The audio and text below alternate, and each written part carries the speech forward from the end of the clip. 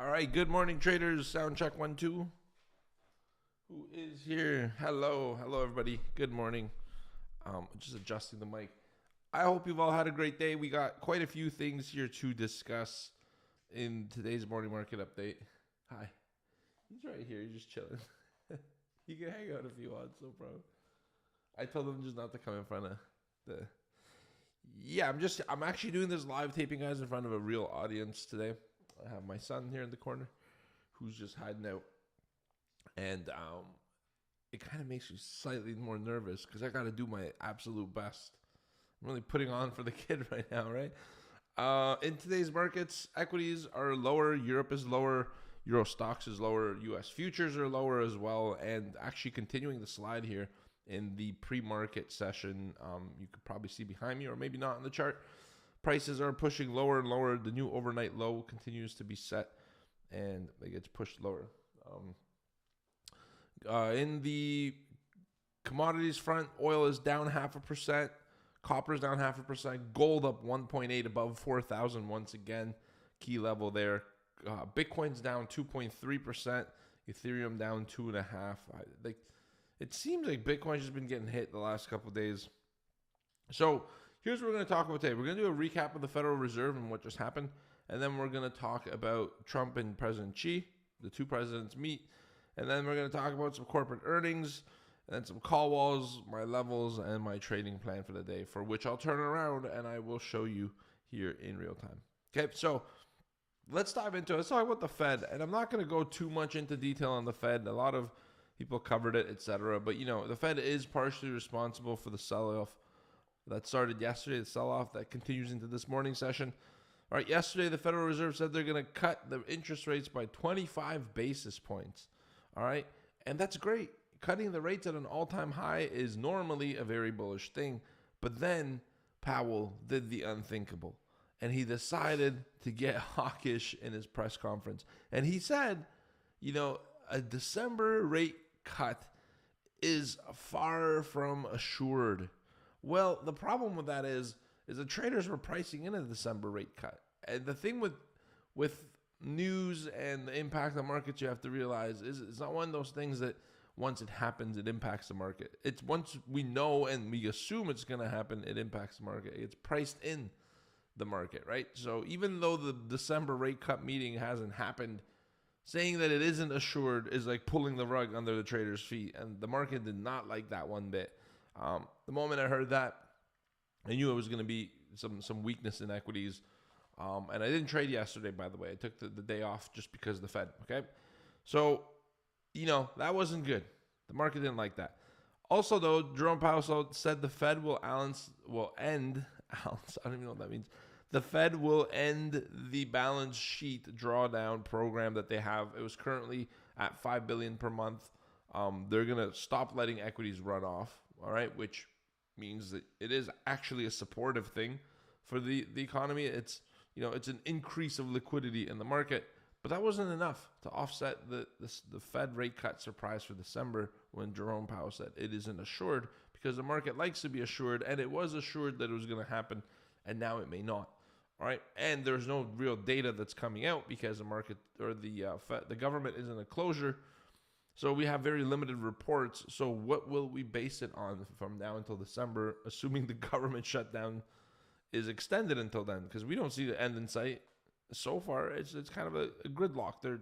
One side says this, the other side says that. They're trying to pin it on each other and blame one another. But the factual market context of the government shutdown is it's still shut down, and there's no clear path to resolving that issue. So that's that. That would the balance sheet runoff would end on December 1st, which would provide a lot more liquidity. And nobody says this, but the Fed was kind of having some trouble with some liquidity issues overnight with the banks. All right, and that was the primary basis of ending the balance sheet. So that's the Fed, in short. Go ahead, you get whatever you want. I was talking to my son. He's looking for something. He's a sweet boy. I love you, Zizzy. It's okay, you can do this thing.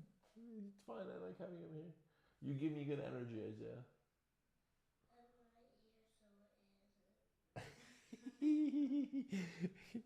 He said he's right there, so it isn't in front of the camera. Good job, Zizi. All right. So that was just my son there. Oh man, he's such a sweet boy. Another thing on the news is U.S. Treasury Secretary Bessonette says they hope to have a new Fed chair candidate by Christmas. So everyone's like, all right, enough of this Powell guy. It's no secret Donald Trump and him don't have the best relationship, right? But right after the Fed day yesterday, they say, we're gonna have new Fed chair candidates by Christmas. They'll be conducting a second round of Fed chair interviews soon, and they're looking for a replacement from Powell. That's the Fed. Like overall, not positive for the market. For the President Trump and President Xi meeting, so cute. Come and say hi quickly with the helmet. Say hello, guys. I'm going to play hockey. Hi. That's cute. Good job. High five. Good boy. All right. So President Trump and President Xi are going to meet, or already met rather, and Trump called it an amazing meeting, rating it 12 out of 10, which the extra 2 points, is just for added emphasis here. I didn't come up with it. It was him. He said it's an amazing meeting. It's 12 out of 10. And out of this meeting comes some jawboning, but not really an agreement that's written in ink. So take this with context, right? China is to resume soybean purchases. This is good for agricultural, farmers in the United States, and lifts rare earth export restrictions, which is great for chip makers and for tech. And the U.S. is going to reduce China tariffs to 47% from 57%. They suspend a 24% reciprocal tariff for 1 year and cut fentanyl tariffs to 10% from 20%. So all in all, there have been some concessions, obviously, right, from the U.S. and the China side. All right, Trump plans to visit China in April, and Xi plans to visit in the U.S. later, which could really mean several months before anything really is inked on paper, any kind of deal. And a lot can happen in that time frame. You guys know that. You've seen that. A lot can happen in 2 days in this market, for goodness sake, with the trade situation.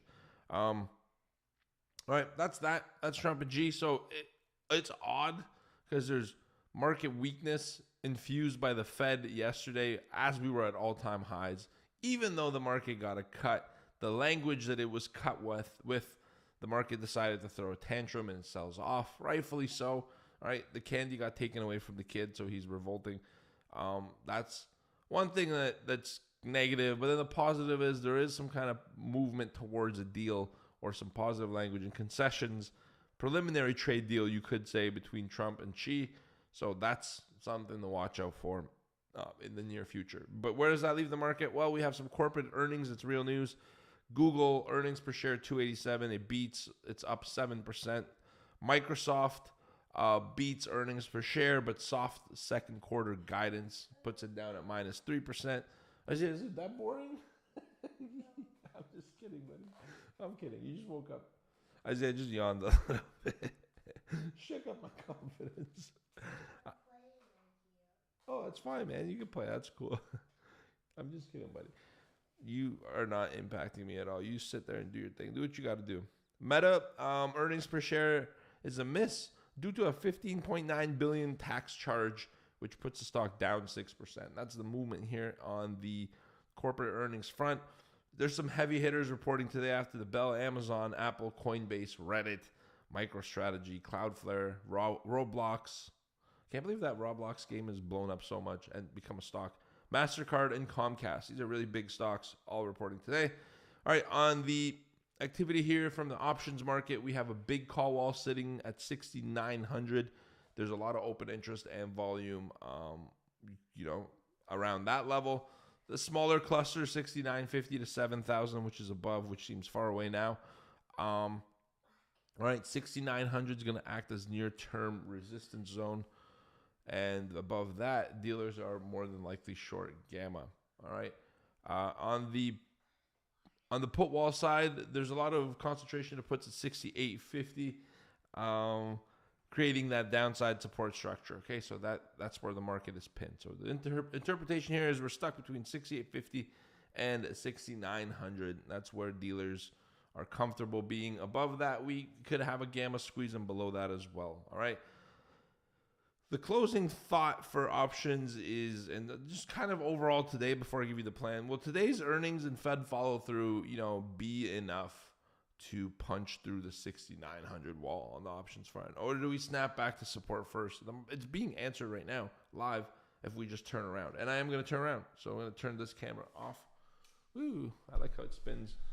I'm going to turn my mic. Morning, guys. J-Rad, MS.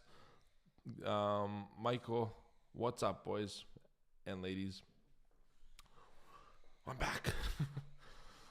Okay, so let's take a look at some of these levels. What is showing these three charts? This one is kind of not even fully showing, which is fine. Let's just scroll it over if it's not going to show. Okay, perfect. So what we're seeing here then is, and I even have my pen tool for you guys today. On the 29th, which is yesterday, right, we see a run up to this resistance. Markets sell off. And that was on the Fed news here. This was the Fed announcement. Down it goes. All right. It did try to catch a rally, but it just barely got to the pre-Fed level before markets sold off into the prior day close at the 26 half. Okay. So we had this, anticipation of the Fed news pushing this thing lower, but rebounding to where the market was before the news.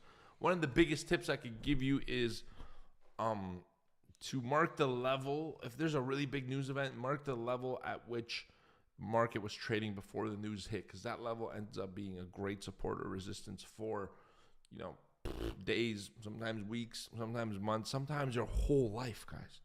Your whole life. I'm kidding, but I do want to stress the importance of marking down these levels. Okay, probably not your whole life. More than likely not. Otherwise, anyways, moving on. There's one resistance. All right, in the overnight session, we tried to drive higher at the 53.75. You could actually see the overnight high and the prior day high are kind of structured within 2 points of each other. Okay, so we go in. That is a failed extension overnight. So we come down, and once we fail to rally upward, we have to let go of the buyers and retrace down. Okay, we go down to the prior day cash close at 26 half, and that's where the market closed. Now, overnight didn't really do a great job of pushing higher, right? We go lower, we're getting lower highs on the chart, lower highs, and we're getting lower lows. And this is pushing into right what I would call a support at around 82 quarter. 88 even is the current overnight low, ONL, overnight low. The prior day low, or the Fed day low, you could call this, the Fed announcement low, is 82 half. Therefore, if we clean all this up, and I just explained to you what's happening, you have one resistance here, all right, one support here, one resistance with a failed high above that drove down. So now we're looking for support.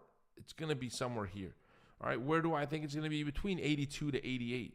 Could this be it? Possibly. I don't know. We'll find out. But I'm looking for something to happen in this support structure here as an order flow moment, because one of two things will happen. This level will either hold, all right, or this level will not hold. It'll break, and we'll start trading down into the 68s and potentially even close out that gap at the 68.40. The move down through here is going to be fast, expedited, and on very little liquidity, because there's not much really, holding it out the line of support. So if we start getting much below the 80, I'm turning into the short side bias. But first, I'm trying to catch a long. I think this is the last line in the sand for the longs. And both of these, I'm looking for an order flow moment. What the heck is an order flow moment? It is a moment where I'm trying to capture some order flow. All right, and if you see it here, I don't know if you guys see the Streamlabs, but you shouldn't. Maybe you do. All right, for here, basically on the open, I'm looking for some establishment of levels like this, like a nice sell imbalance clustered together that puts a zone here, for example, etc. But I'm looking for this moment at my key support structure. That's the difference with me and many other order flow traders, is that the order flow traders will see something they like, buy imbalance, sell delta, and they'll click it right away. For me, I like order flow, but I like it at structure. So this is where trend structure and market structure meets microstructure. That's how I explain it. So is great. Yeah, Michael, for sure, always mark the pre-news level. That's 1,000%, like the sauce. All right, it really, really helps. I have it written down in my book. Like, I'm so old school. I have a journal and I write stuff in it, and every single day, these are the kind of things I write. Things I don't want to forget. Lastly, let me try to take you to the other monitor, which, let's see if it'll work. I might have to hide this monitor. No. What? It didn't save? Mac front webcam. Hang on. Let me try to add this really quick, because I do want to share this with you really quick, and then we'll call it a day. Screen capture. Mac OS. Add source. But that's frustrating because I had it. Oh well. Let's just add the Mac screen. It's okay to be frustrated, traders. You're going to see something goofy 1 second. Let me just fit it to the screen first. All right. You're going to see like my little Mac emojis here and all this stuff. I don't really care. I have nothing to hide. I'm a pretty cool person. But you won't see my webcam, will you? No, because it's not there. Okay, let's do this. Hallelujah. All right, so on the volume profile front, and I do follow volume profile. It's just not as religiously, but I do like it for context of the major overall trend. You know, one is weekly, one is daily. The left one is weekly.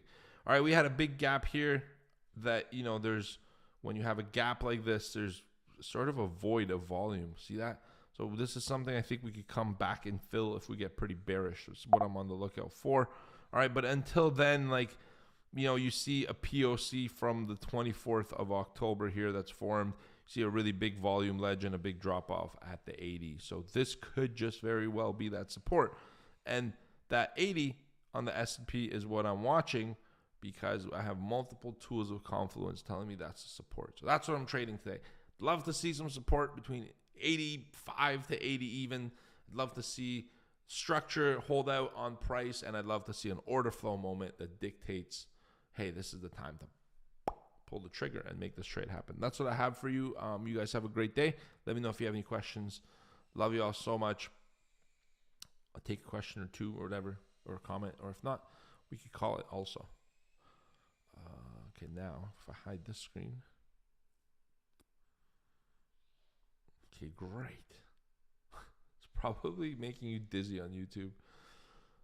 But that's that. Have a great trading day then, everyone.